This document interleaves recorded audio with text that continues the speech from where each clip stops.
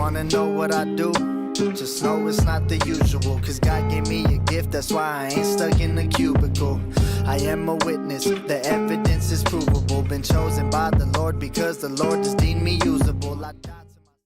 Oh, guys, didn't I tell you Jake Paul was going to beat up Ben Askren? Didn't I tell you? I want you to listen to me this time. Jake Paul's going to beat up Tyron Woodley.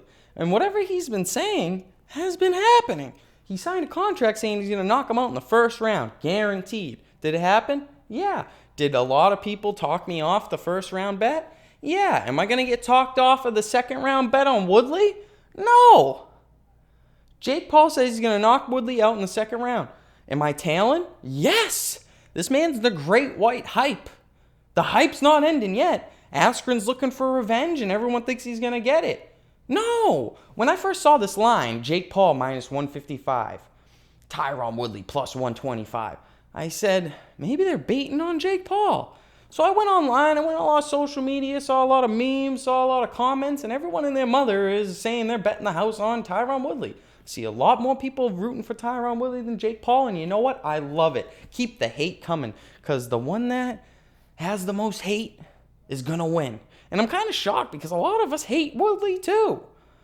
A lot of us. He's a trash rapper. Falling in and out of love. Yeah, falling in and out of love, in and out of love. Rapper. Clearly he's doing this for the money, just like Ben Askren. Come on, why do you think he started rapping? He knows he can't fight forever. He knows, but he can rap forever. Wow. And I see a lot of people saying, I'm going to tell, when Woodley wins, I'm going to tell all my kids that he was the greatest rapper of all time. Far from it.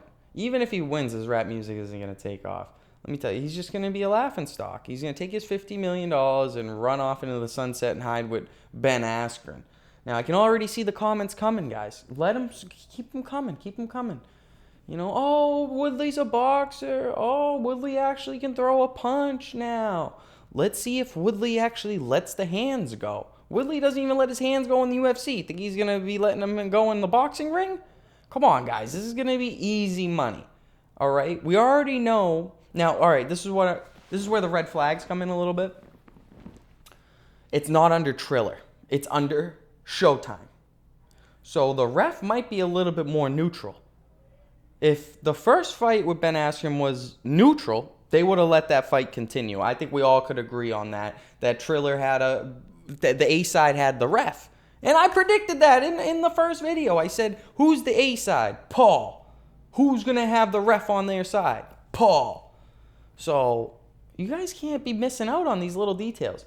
Showtime hosting this event does put a little bit of a needle in that haystack, but how can you go against Jake Paul at minus 155? I really hope the line comes down. I think it's going to go skyrocket up to minus 300. They're going to bring it as high as they can to bait everyone in on Tyron Woodley, because everyone's going to look at that line and go, I'm getting better odds on Tyron Woodley than I was on Ben Askren.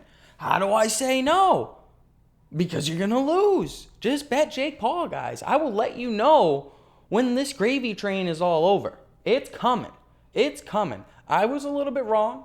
My prediction was that he was going to fight Oscar De La Hoya, who said he was coming back in July. And we still don't know who his opponent is.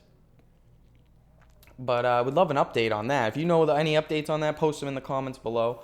But that's kind of my prediction. Tyron Woodley to lose by however which way Jake Paul says. And then Jake Paul to fight maybe an old retired boxer. Because they're just going to level it up. As long as you keep betting against Jake Paul, he's going to keep winning, guys. That's all you need to know. The second everyone and their mother's betting Jake Paul, that's when the great white hype's going to get exposed, guys. This script has happened in history over and over and over again. The only few anomalies are like Money Mayweather, who are going to ride off into the sunset, who are doing what Jake Paul does, but he actually has boxing skills. And he's getting the people to bet against him just by being the smaller man. Let me tell you something. Jake Paul's bigger. He's taller. He's going to have the reach.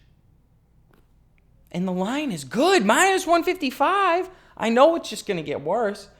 I don't really see, you know why? Because I don't really see a lot of propaganda with Dana White coming out as well. That fueled Ben Askren. that fueled the action on Ben Askren. It did. And if Dana White doesn't come out and say something stupid like, hey, I'm going to bet on Woodley, it's going to be hard to get that line to stay where it is or even come down to even odds. So if I'm telling you right now, it is not a bad idea to pound Jake Paul as soon as possible. That line's going to go up to minus 250 or worse. And I do know it's gonna move around a bit. It is.